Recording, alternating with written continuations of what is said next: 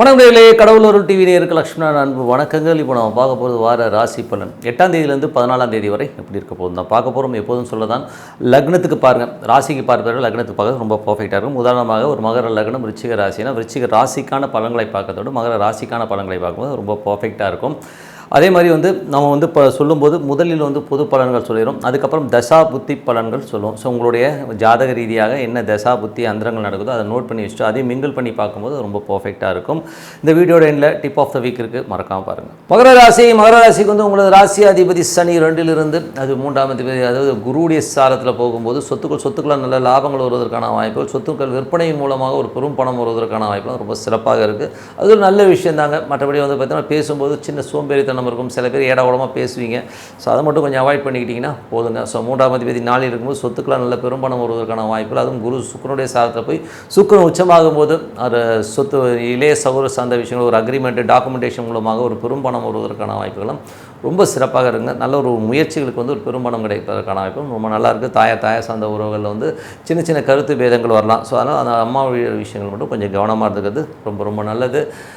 மற்றபடி 5ஆம் அதிபதியான சுக்கிரன், 5ஆம் அதிபதி சுக்கிரன் உங்களுக்கு 3இல் உச்சமாக இருந்தது. பார்த்திங்கன்னா 5, 10ஆம் அதிபதி 3இல் உச்சம் பண்ணும்போது நல்ல ஏற்றங்கள், நல்ல லாபங்கள், தொழில் ரீதியான விஷயங்கள் எல்லாம் பார்த்திங்கன்னா ஒரு கடன் கேட்டதுன்னா கிடைக்கிற தொழில் ரீதியான விஷயங்கள், குழந்தையோட வளர்ச்சியெல்லாம் பெரிய அளவில் இருக்கும். பெரிய அளவில் அவங்க செட்டில் ஆகிறதெல்லாம் பார்த்து ரொம்ப சந்தோஷமாக இருக்கும். அது ஒரு ரொம்ப சிறப்பான விஷயங்கள் தான்.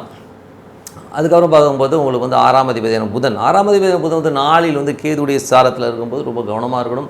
ஏன்னா 6, 9 போதே அது கொஞ்சம் வேலையில் நல்ல ஏற்றங்கள் இருந்தால் சின்ன சின்ன ஒரு குடைச்சல்கள் இருக்கும். பட் லாபங்கள் இருக்குமா அப்படின்னா கண்டிப்பாக ஒரு நல்ல லாபங்களை கற்றுத்தருவதற்கான வாய்ப்பு ரொம்ப சிறப்பாக இருக்குது. பட் வேலையில் நல்ல ஏற்றங்கள் நல்ல மாற்றங்கள் கண்டிப்பாக இருக்குங்க. பட் ஸ்ட்ரெஸ் அப்பப்போ போகும். கடன் சம்பந்தமான விஷயங்கள் சில பேருக்கு அதிகரிக்கிறதுக்கான வாய்ப்புகள் இருக்கும்போது கொஞ்சம் பார்த்து இது பண்ணிக்கிங்க. அது 6ஆம் அதிபதி புதன் வக்கரமாக போகும்போது சில நேரங்களில் வேலைகள் கொஞ்சம் ஸ்லோவாக போகிற மாதிரி ஃபீலை கண்டிப்பாக கொடுத்துருங்க.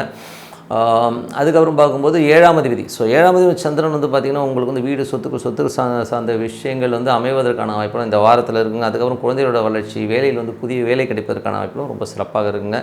அதுக்கப்புறம் பார்க்கும்போது கணவன் மனைவி உறவுகள் மாத்திரம் வாரத்தின் இறுதியில் சின்ன சின்ன சலசலப்புகள் வருவதற்கான வாய்ப்புகளும் ரொம்ப கவனமாக இருக்கணும். அதுக்கப்புறம் மகர ராசிக்காரர்கள் பார்த்தீங்கன்னா 8ஆம் அதிபதியான சூரியன் 3இல் இருக்கும்போது 15ஆம் தேதி வரை தேவையில்லாத ஒரு டென்ஷன் ஸ்ட்ரெஸ் வருவதற்கான வாய்ப்புகள் ரொம்ப கவனமாக இருக்கணும். அதனால் தாயாருக்கும் உங்களுக்கும் நிறைய கருத்து பேதங்கள், வண்டி வாகனங்கள் ஓட்டும்போதும் ரொம்ப கவனமாக இருக்கின்ற ஒரு காலகட்டங்க. ஏன்னா 3 8 போது தேவையில்லாத ஒரு தர்க்கங்களை ஏற்பட்டு அதனால் நமக்கு ஒரு எமோஷன்ஸ் வர்றதுக்கான வாய்ப்புகளும் ரொம்ப கவனமாக இருக்கணும். யார்ட்டாச்சும் ஒரு வாக்குறுதிகள் கொடுக்குற முன்னாடி 10 வாட்டி யோசித்து வாக்குறுதி கொடுக்குறது ரொம்ப ரொம்ப நல்லது. 9ஆம் அதிபதியான புதன் பார்த்தீங்கன்னா கேதுடைய சாரத்தில் போகும்போது நல்ல ஒரு ஆன்மீக சுற்றுலா போகிறதுக்கான வாய்ப்புகள் சில பேருக்கு ஏற்படலாம். அது ரொம்ப சிறப்பு தான். அது மட்டும் இல்லாமல் வேலை சம்பந்தமான சின்ன சின்ன நெருக்கடிகள் ஏற்பட்டாலும் நம்ம அடுத்தது போகிறதுக்கான வாய்ப்பு ரொம்ப சிறப்பாக இருக்குது. அதுக்கப்புறம் பார்க்கும்போது உங்களது 10ஆம் அதிபதியான சுக்கிரன் உச்சமாக 3இல் இருக்கும்போது தொழிலுக்கு தேவையான கடன்கள் கிடைக்கிறதுக்கான வாய்ப்புகள் ரொம்ப நல்லா இருக்குங்க. ஸோ அது ரொம்ப நல்ல விஷயந்தான். எங்கேனாச்சும் ஒரு லோன்ஸ் அப்ளை பண்ணிங்கன்னா கிடைக்கிறதுக்கான வாய்ப்புகள் ரொம்ப நல்லா இருக்குது. அதே நேரத்தில் பார்த்தீங்கன்னா பெரிய உச்சங்கள் ஒரு லாக இருக்கும்போது அந்த ஒரு கிரகம் உச்சமாக இருக்கும், பெரிய ஆசைகளை தந்து ஒரு பெரிய லெவலில் முன்னேற்றுவதற்கான வாய்ப்புகள் ரொம்ப சிறப்பாக இருக்குது. அது தொழிலுடைய ரீதியில் பெரிய வளர்ச்சிகளை கண்டிப்பாக பெறுங்க. 11ஆம் அதிபதியான செவ்வாய் பார்த்திங்கன்னா உங்களுக்கு 2இல் இருக்கும்போது பெரிய பண வரவுகள், நல்ல லாபங்கள் வருவதற்கான இரட்டிப்பு லாபங்கள் வருவதற்கான வாய்ப்புகள் ரொம்ப சிறப்பாக இருக்குது. ஸோ அதெல்லாம் ஒரு பொது பலன்கள். இப்போ தசாபுத்தி பலன்கள் எப்படி இருக்குன்னு பார்ப்போம். ஸோ மகர லக்னமாக இருந்து சூரிய தசாபுத்தி அந்த நடக்கணும். சூரியன் 3இலிருந்து 8ஆம் அதிபதியாக இருக்கும் ரொம்ப கவனமாக இருக்கணுங்க. அதுவும் குடும்பத்தில் தேவையில்லாத தர்க்கங்கள் கலகங்கள் ஏற்படுவதற்கான வாய்ப்புகள் ரொம்ப கவனமாக இருக்கணும். அது மட்டும் இல்லாமல் உங்களுக்கு மகர லக்னமாக இருந்து சந்திர தசாபுத்தி அந்த நடக்கணும் நல்ல ஒரு சிறப்பான பலன்கள், நல்ல லாபங்களை அழுத்திடுவதற்கான வாய்ப்புகள் ரொம்ப சிறப்பாக இருக்குது. அதுக்கப்புறம் பார்த்திங்கன்னா மகர லக்னமாக இருந்து செவ்வாய் தசாபுத்தி அந்தரம் நடக்கிறவங்க பெரும் பணம் ரொட்டேஷன், ஒரு பல மடங்கு பணம் உங்கள் கைகளில் உலாவதை பார்க்க முடியும். ஸோ பெரும் பணம் அமைவதற்கான வாய்ப்புகள், சொத்துக்களும் நல்ல லாபங்கள் கிடைப்பதற்கான வாய்ப்புகளும் ரொம்ப சிறப்பாக இருக்குது. அதுக்கப்புறம் மகர லக்னமாக இருந்து ராகு தசாபுத்தி அந்த ராகு 3இலிருந்து புதனுடைய சாரத்தில் போகும்போது நல்ல வளர்ச்சிகளும் நல்ல ஏற்றங்களும் கொடுக்கும். வேலையில் பார்த்திங்கன்னா நிறைய மாற்றங்களை தருவதற்கான வாய்ப்புகள் இருக்குது. சின்னதாக ஒரு சின்ன ஒரு ஸ்லாஷிங் இருக்கும். ஏன்னா இப்போ புதன் கேதுவுடைய சாரத்தில் போய் கொஞ்சம் வக்கரமாக போகும்போது சில நேரம் காரிய டிலே ஆகும். ஸோ நம்ம நினச்ச விஷயங்கள் உடனே நடக்கும், கொஞ்சம் டிலேடாக நடக்கிறதுக்கான வாய்ப்புகள் நிறைய இருக்குங்க. அதுக்கப்புறம் பார்க்கும்போது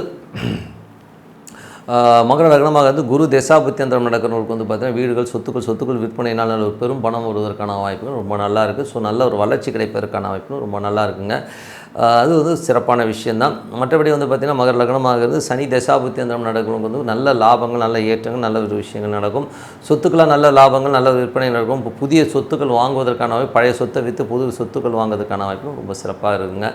அப்புறம் வந்து மகர லக்னமாக வந்து புதன் தசாபுத்தி அந்தரம் நடக்கணும். புதன் கேதுடைய சார்ந்து வக்கரமாக போகும்போது கொஞ்சம் வந்து வேலையில் வந்து கொஞ்சம் சுணக்கங்கள், கொஞ்சம் டிலே ஆகிற மாதிரியான ஃபீலே கண்டிப்பாக கிடைக்கும். மற்றபடி கடன் சில பேருக்கு வந்து கொஞ்சம் வாங்குறதுக்கான வாய்ப்புகள் நிறைய பேருக்கு இருக்குதுங்க. அதுக்கப்புறம் மகர லக்னமாக இருந்து கேது தசாபுத்தி அந்தரம் கேது வந்து சந்திரனுடைய சாரத்தில் போகும்போது நல்ல ஒரு தந்தை சார்ந்த விஷயங்கள், நல்ல லாபங்கள், நல்ல ஏற்றங்கள் வருவதற்கான வாய்ப்பு இருக்குது. ஸோ அது வந்து ரொம்ப சிறப்பான விஷயங்கள் தான். 9 கேது 30 அப்பாவுடைய விஷயங்கள் வந்து அப்பா வெடுக்கொடுக்கு பேசுகிறது வந்து தவிர்க்க முடியாது. தந்தைக்கு வந்து சில நேரங்களில் வந்து தேவையில்லாத ஒரு சின்ன ட்ரீட்மெண்ட் கிடைப்பதற்கான வாய்ப்பு, ட்ரீட்மெண்ட் பண்ணுறதுக்கான ஒரு விஷயமும் இருக்கும்.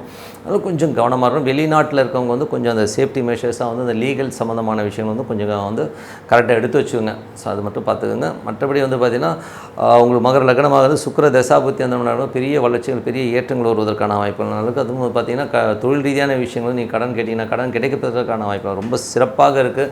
கம்யூனிகேஷன் துறை, ஆன்லைன் துறையில் இருக்கிறவங்க வந்து பெரிய லாபங்கள் வர்றதுக்கான வாய்ப்பு ரொம்ப சிறப்பாக இருக்குங்க.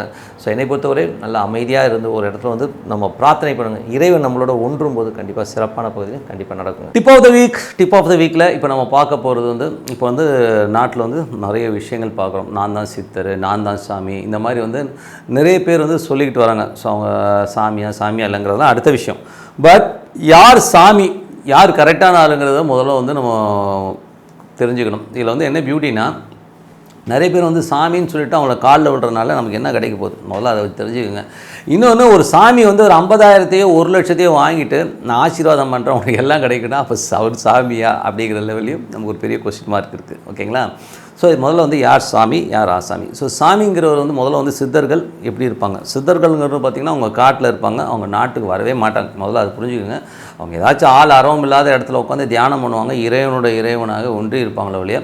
அவங்க வந்து உங்களுக்கு வந்து ஆசீர்வாதம் பண்ணி உங்களுக்கு எல்லாமே பண்ணணும்னு அவங்களுக்கு அவசியம் கிடையாது. நீங்கள் வந்து அங்கே போகும்போது ஏதோ கண்ணில் படும்போது ஏதோ ஒரு விஷயத்தில் வந்து அவங்களுக்கு வந்து நல்லதுன்னு படுதுன்னா அப்போ ஆசீர்வாதம் வாங்கினா உண்ட வழியை எந்த சித்தரும் உங்களை தேடி வந்து ஆசீர்வாதம் பண்ண மாட்டாங்கிறத முதல்ல புரிஞ்சுக்கணும். ஸோ அதனால் வந்து சித்தர்கள் நாட்டுக்கு வருவாங்கன்றதை வந்து உங்கள் மைண்ட் வந்து எடுத்துருங்க. ஓகேங்களா? ஒரு சாமியாரால் வந்து உங்களை வந்து நல்வழிப்படுத்த முடியும்னா நிறைய சாமியார்கள் வந்திருப்பாங்களே, அந்த மாதிரிலாம் யாரும் வந்து வர முடியாதுங்கிறத மெயினாக எடுத்துக்கோங்க. அதே நேரத்தில் வந்து சித்தர்கள் இருக்காங்களா, அவங்கள எப்படி ஐடென்டிஃபை பண்ணுறதுங்கிறத சொல்லிடுறேன். ஸோ சித்தர்கள் வந்து எப்படி இருப்பாங்கன்னா, சித்தர்கள் ஜென்ரலாக வந்து பார்த்திங்கன்னா நம்ம கண்ணுக்கு வந்து தெரிய ரொம்ப ரேரு. ஓகேங்களா? ரொம்ப ரேரு. நீங்கள் பார்த்துருக்கீங்கன்னா, நான் பார்க்கலைங்க. நான் வந்து சித்தர்களை வந்து நான் நேரடியாக பார்த்ததில்லை, ஆனால் உணர்ந்திருக்கேன். எப்படி உணர்ந்திருக்கேன்னா, நான் தியானத்தாலும் ஒரு இறை வழிபாட்டில் இருக்கும்போது வந்து சித்தர்களை என்னால் உணர முடிஞ்சுது. எங்களை வந்து அவங்கள ஃபீல் பண்ண முடிஞ்சுது. பட் ஆனால் எனக்கு வந்து அந்த இது கிடைக்கல. ஆனால் சித்தர்களை பார்த்த ஒரு சிலரை நான் மீட் பண்ணியிருக்கேன். ஸோ அவங்கக்கிட்ட நான் கேட்கும்போது அவங்ககிட்ட கேட்டிருக்கேன், எப்படிங்க நீங்கள் சித்தர்களை பார்க்குறீங்க அப்படின்போது, காட்டு வழியாக நடந்து போயிட்டுருப்பாங்க. ஒரு கொல்லிமலை அந்த மாதிரி ஒரு ஏரியாக்கள், ஒரு சில ஏரியாக்கள், பழனிமலை, ஒரு ஏரியாக்கள் அவங்க போவாங்க. அவங்க வந்து சில தியானங்களுக்காகவும் சில விஷயத்துக்காகவும் போகும்போது ஒரு சில இடங்களில் வந்து திடீர்னு ஒருத்தர் இருப்பாராம், துணியே இருக்காது அவங்கள்ட்ட. ஸோ துணியே இருக்காது, ஆனால் அவங்க வந்து மெடிடேஷனில் இருப்பாங்க. நமக்கு பார்த்தோன்னே ஒரு மாதிரியாக இருக்கும், என்னடா அது அப்படின்னு சொல்லி திரும்பி பார்த்தா ஆள் இருக்க மாட்டாங்க. அதே நேரத்தில் வந்து அவங்க இருக்கிற இடம் இருக்குன்னா சில பேர் வந்து குப்பை தொட்டி, குப்பை கூலங்கள்லாம் இருப்பாங்க. என்ன அப்படி இப்படின்னு கண்ணாமலாம் பேசிகிட்டு இருப்பாங்க. நம்ம பார்த்தா வந்து ஒரு மனநலம் பாதிக்கப்பட்டவரோ அப்படிங்கிற லெவலில் நமக்கு தோணும். ஸோ அந்த மாதிரி ஒருத்தர் இருப்பார். ஆனால் நீங்கள் எப்படி ஐடென்டிஃபை பண்ணலான்னா, அவரை பார்க்கும்போது அந்த இடம் வந்து ரொம்ப நறுமணமாக இருக்கும். அவங்க இருக்கிற இடம் வந்து ஒரு மாதிரியாக இருந்தாலும் சுற்றி வந்து ஒரு விபூதி ஸ்மெல்லோ ஒரு நறுமணமோ வீசுவதை கண்டிப்பாக வந்து உணர முடியும். ஆனால் அவங்க அழுக்காக இருப்பாங்க. அந்த மாதிரி ஒரு ஆட்கள் கண்டிப்பாக பார்க்க முடியுது. அது மட்டும் இல்லாமல் நிறைய அதுக்கு வந்து நீங்கள் நாட்டில் கூட பார்க்க முடியும். சில பேர் வந்து ஏதோ ஒரு காட்டுக்குள்ளெல்லாம் இருப்பாங்க, நமக்கு தெரியாது. ஏன்னா அவங்க வந்து ஏன் வரமாட்டாங்கன்றதுக்கு ஒரு காரணம் இருக்குது. ஏன் வந்து அவங்க சராசரி மக்களோட சித்தர்கள் தொடர்பு கொள்வதில்லைன்னா, அவங்க வந்து இறைவனை நோக்கி பிரார்த்தனை பண்ணி மனதார பிரார்த்தனை பண்ணும்போது அவங்க அந்த பவர்ஸ்லாம் இருக்குங்க. இப்போ உதாரணத்துக்கு வந்து ஒருத்தர் வந்து ஒரு பவர் ஏற்றிக்கிறாருன்னு வச்சுக்கோமே, ஒரு இறைவனை ஒன்றி இறைவனோட இறைவனாக இருந்து ஒரு பவர்ஸ் ஏற்றிட்டு வராருன்னா, அவர் நாட்டுக்குள்ளே வராருன்னு வச்சுப்போம். நாட்டுக்குள்ளே வந்துட்டு ஒரு 100 பேருக்கு அவர் பார்க்கும்போது அவருக்கு அந்த பவர் இருக்கும். அவரை வச்சு ஆசீர்வாதம் பண்ணுறது அதில் வந்து ரொம்ப நல்லாயிருக்கும். இதே வந்து ஒரு 10,000 பேர் 1,00,000 பேர் வந்தாங்கன்னு வைங்களேன், 10,000 பேர் 1,00,000 பேர் ஒரே இடத்துல இருந்து பார்க்கும்போது இவர் வந்து ஒரு நல்ல ஒரு டிவைன் பவர் வச்சுருக்கார். ஆனால் எதிரில் வந்து 1,00,000 பேர் வந்து ஒரு நெகட்டிவ் பவராக, கெட்டவன் நல்லவன் எல்லோரும் தானே வருவான். ஸோ அவனுடைய அத்தனை நெகட்டிவும் இவர் மேலே படும்போது இவருடைய பாசிட்டிவ் எனர்ஜி ஃபுல்லாகவே காலியாகிடும். ஸோ அதுக்கப்புறம் அவரும் ஒரு சராசரி மனிதனாகும். இப்போ உதாரணத்துக்கு சொல்ல போனால் ஒரு மனிதர் இருந்தார், அவர் வந்து பெஸ்ட்டு ஹீலருங்க, ஒரு சிறந்த ஹீலர். இனி வேறு கண்ட்ரியில் போய் செட்டில் ஆகிட்டார். ஸோ அவர் வந்து பார்த்திங்கன்னா ஹீலிங்கில் வந்து ரொம்ப சூப்பர். திரு விசு அவர்கள், ஸோ இறந்து போன திரைப்பட இயக்குனர் கதாசிரியர் விசு அவர்கள் சொல்லியிருக்காரு, என் ஒய்ஃப்க்கு வந்து பிரச்சனைன்னு போகும்போது அந்த ஹீலிங்கில் வந்து அவர் க்யூர் பண்ணியிருக்காரு, அவ்வளோ சூப்பராக க்யூர் பண்ணார், எவ்வளோ டாக்டர்ஸ்கிட்ட போயும் ஹீல் ஆகாதது ஹீல் பண்ணியிருக்காருங்கிறது வந்து அவங்க சொன்னாங்க. ஸோ அப்படிப்பட்ட ஒரு சூப்பர்மேன் என்ன. ஆனால் அவர் வந்து பொதுமக்கள்கிட்ட நடுவில் வந்ததுக்கப்புறம் அவங்க கண்கள் பட பட பட அவரோட பவர் ஷேரிங் அவர் ரொம்ப சராசரியான மனிதராக மாறினாருங்கிறதும் உண்மையான விஷயம். எதுக்கு சொல்கிறேன்னா, சித்தர்கள் உங்கள்கிட்ட வரமாட்டாங்க, நீங்கள் தேடி பார்த்து கிடச்சிதுன்னா உங்களுடைய என்ன சொல்கிறது, உங்களோட பாக்கியம். அதுக்காக வந்து நீங்கள் போய்ட்டு இன்னொரு சாமியார் இருக்கார் அவர்கிட்ட போனால் எனக்கு எல்லாம் கிடைக்கும்னு சொல்லிட்டு பைத்தியகாரத்தமாக போய் மாட்டிக்காதீங்க. அதுக்கு பதிலாக நீங்கள் உங்களுக்கு ரொம்ப கடன் இருக்குது, ரொம்ப பிரச்சனைகள் இருக்குது, அடுத்த லெவல் போக முடியலன்னா சித்தர் சமாதிகள் இருக்குது பார்த்திங்களா, அங்கே போய் பிரார்த்தனை பண்ணணும். அதுவும் பௌர்ணமிகளில் போய்ட்டு நீங்கள் பிரார்த்தனை பண்ணிங்கன்னா கண்டிப்பாக அந்த வைப்ரேஷனில் உங்களுக்கு நல்ல பலன் கிடைக்கும்ன்றது தான் உண்மையான விஷயம். அதனால் வந்து நான் சாமியார், நான் அகோரி இப்படிலாம் சொல்லிகிட்டு இருக்கணும் நம்பி நீங்கள் போய் பணத்தையும் நேரத்தையும் விரயமாக்காதீர்கள் அப்படிங்கிறது தான் இந்த வாட்டி டிப் ஆஃப் த வீக். கண்டிப்பாக வந்து இறைவனை நீங்கள் பார்க்க முடியும், உணர முடியும். ஓகேங்களா, பார்க்குறத விட உணர முடியும், உள்ளூர உணர முடியும். அதனால் ஒரு அமைதியான இடத்துல உட்காந்து மெடிடேட் பண்ணுங்கள், உங்களுக்கு பிடிச்ச சாமி ஏதோ தியானம் பண்ணுங்கள், அது சாண்டிங் பண்ணுங்கள். இப்போ ஓம் நமச்சிவாய சாண்டிங் பண்ணுங்கள், சூப்பராக இருக்குங்க. சாமிக்கிட்டலாம் வந்து நீங்கள் வந்து ஒரு சமாதிகளுக்கு போயிட்டு அதுவும் பௌர்ணமி நேரத்தில் வந்து அமைதியாக போய் உட்காந்து பாருங்கள், அவ்வளோ நல்லாயிருக்கும், அவ்வளோ வந்து பவர்ஸ் கிடைக்கும். ஸோ அதெல்லாம் வந்து பண்ணி பாருங்க, கண்டிப்பாக இறைவனை நீங்கள் காண முடியும். அதனால் லோக்கல் ஆசாமிகிட்ட போய் ஏமாறுறீங்கன்னு சொல்லிட்டு உங்களிடம் விடைபெறுவது உங்கள் லக்ஷ்மி நாராயண். நன்றி, வணக்கம். கடவுள் அருள் டிவியை பார்த்தமைக்கு நன்றிகள். மேலும் இது போன்ற தகவல்களை தெரிந்து கொள்ள கடவுள் அருள் டிவியை சப்ஸ்கிரைப் செய்யுங்கள். மறக்காமல் பெல் ஐக்கானை கிளிக் செய்யுங்கள்.